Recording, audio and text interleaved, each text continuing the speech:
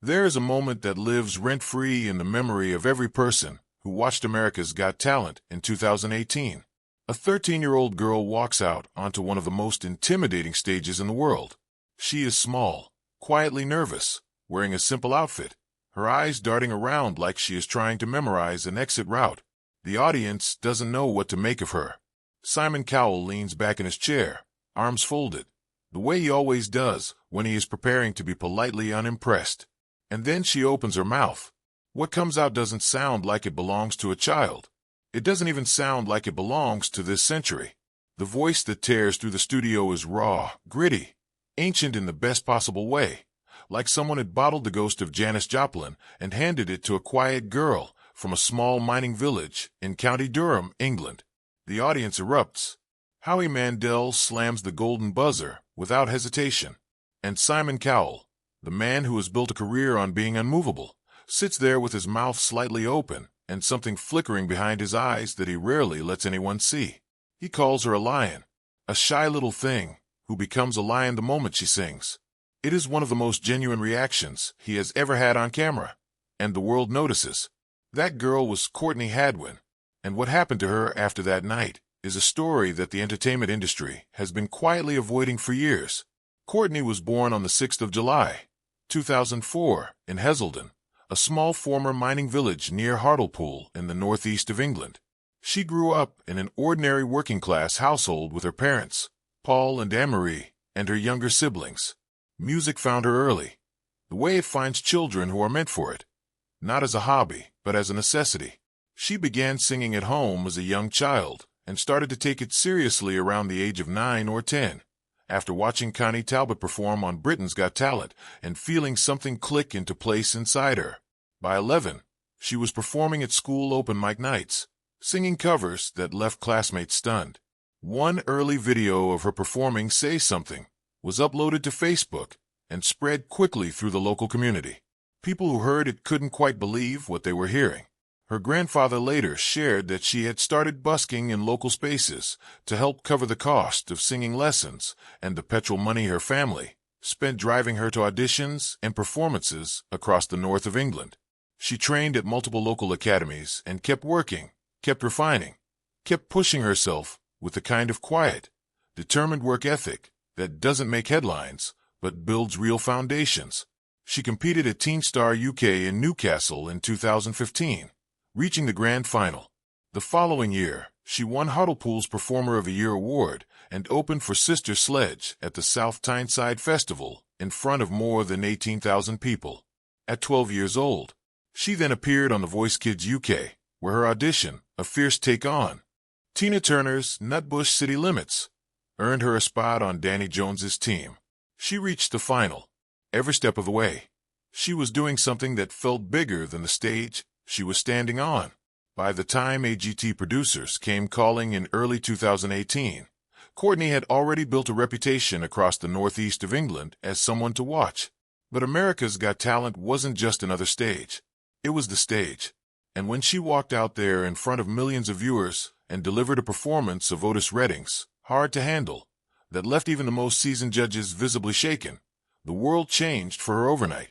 Her audition video went viral in a matter of hours. Within days, it had accumulated hundreds of millions of views. She became a household name not just in the United States, but around the world. Headlines called her the next Janis Joplin.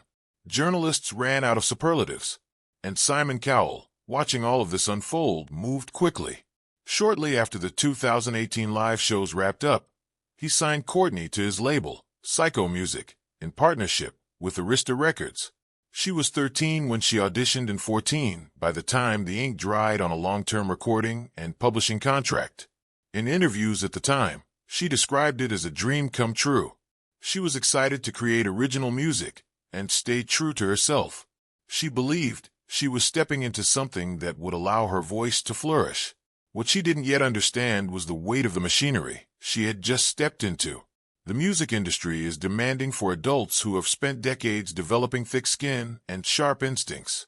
For a 14-year-old girl from a small English village who had spent her childhood busking for less than money, it was something else entirely. Almost immediately, Courtney found herself inside a system that moved fast and expected her to keep pace. Recording sessions were booked in tight windows. Producers, managers, and label executives surrounded her with ideas about who she should be and what she should sound like. The comparisons to Janis Joplin, which had felt like the highest praise imaginable in the audition room, became a mold she was being pressed into rather than a compliment being paid to her natural gift. She was traveling between the United Kingdom and the United States constantly, expected to deliver polished pop soul material on demand while still being a teenager who was living at home and trying to finish her schooling. Her family, to their enormous credit, did everything they could to stay close. Her father traveled back and forth to support her. Her mother kept her grounded. But even with that foundation beneath her, the weight of it all was enormous. She described sessions where multiple producers would pitch beats, hooks, and sonic directions that she didn't connect with. She described feeling like the music she was making wasn't hers anymore. She said plainly that people around her were telling her who she should be, and that she felt she had lost control of her own path.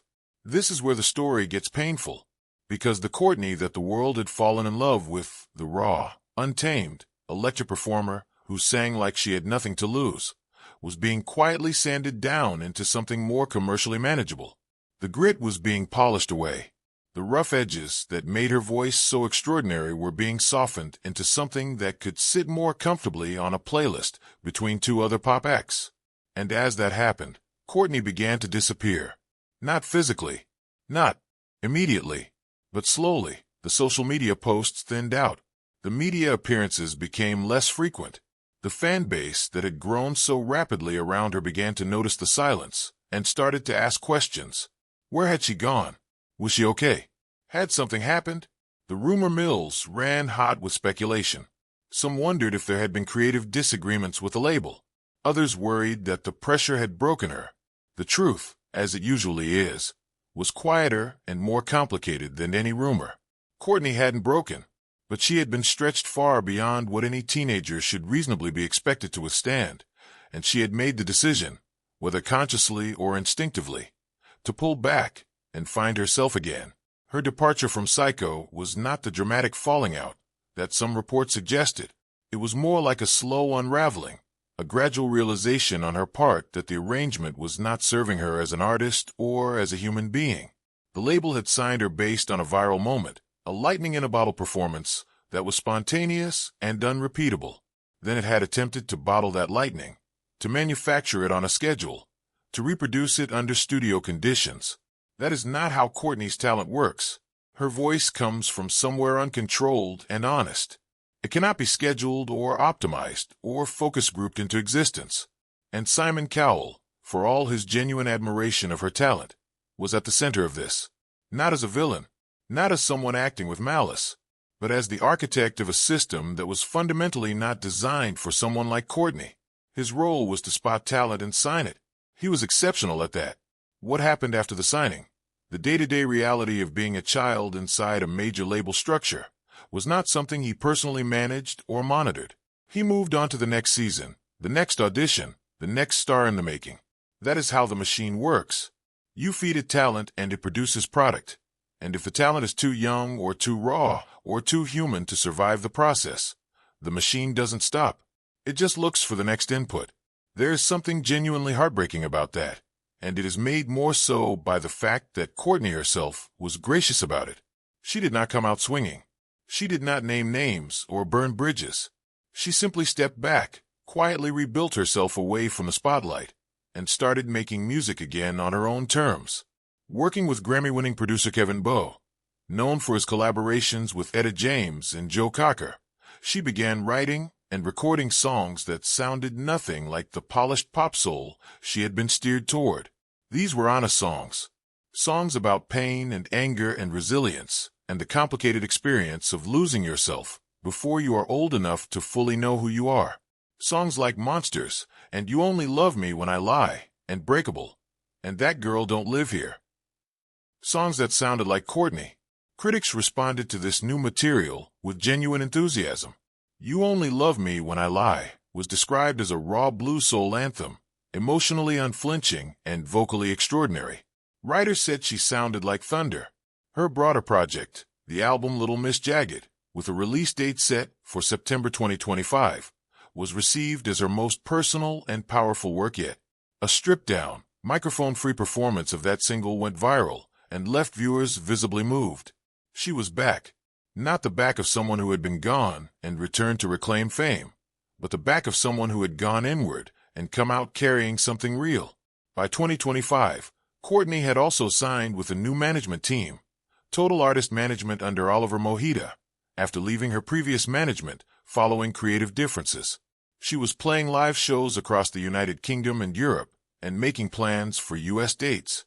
In April 2024, she performed at Carnegie Hall, handpicked by the legendary Clive Davis to open a gala with a Janis Joplin tribute.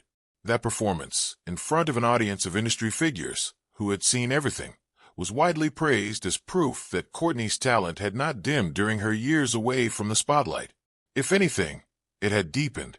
And now, some years after that golden buzzer moment, there are those who have pointed to Simon Cowell and asked what he makes of all of it.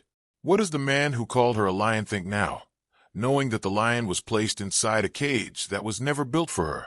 Various accounts have surfaced, suggesting that Simon, in unguarded moments, has spoken with something close to regret about how things unfolded for Courtney, that he has acknowledged, quietly and without fanfare, that too much was placed on her too soon, that the system he helped build and profit from was not equipped to handle a 14-year-old with that much raw talent and that much emotional depth. Whether these moments occurred exactly as described is difficult to verify independently, but the sentiment they capture feels true regardless, because the evidence is right there in the music. When you listen to what Courtney is creating now and compare it to what the label was steering her toward in 2018 and 2019, the contrast is stark and revealing. The label material was technically accomplished and completely hollow.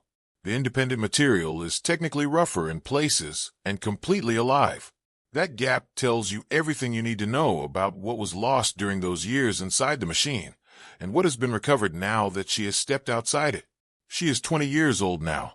She still lives in the northeast of England, close to County Durham, close to the roots that kept her tethered when everything else was pulling her in directions that didn't feel right. She has more than 1 million followers across her social media platforms and engages with them in ways that feel genuinely personal rather than promotional. She talks about mental health openly. She shares her creative process without trying to make it look more polished than it is. She jokes that every track she makes feels like its own mood ring, shifting genre and tone depending on what she is feeling on a given day. Her fans describe her as refreshingly real. What happened to Courtney Hadwin is not a unique story in the entertainment industry, but it is a particularly clear example of something that the industry keeps failing to reckon with honestly. Talent does not exist in a vacuum. It exists inside a human being. When that human being is a child, the responsibility to handle that talent carefully is enormous. The entertainment machine is not built for that kind of care. It is built for efficiency and output and return on investment. Children who stumble into its gears at their most vulnerable often come out the other side, shaped by the experience in ways that take years to undo. Courtney is undoing it, song by song, interview by interview, live performance by live performance. She is reassembling herself into the artist she was always meant to be before the industry got its hands on her. And if Simon Cowell is watching, as he almost certainly is, he is seeing something that his machine could not manufacture and could not contain. He is seeing what she was all along, underneath everything they layered on top of her. A lion. Exactly like he said. The difference is that this time, the cage door is open, and she is the one deciding where to go.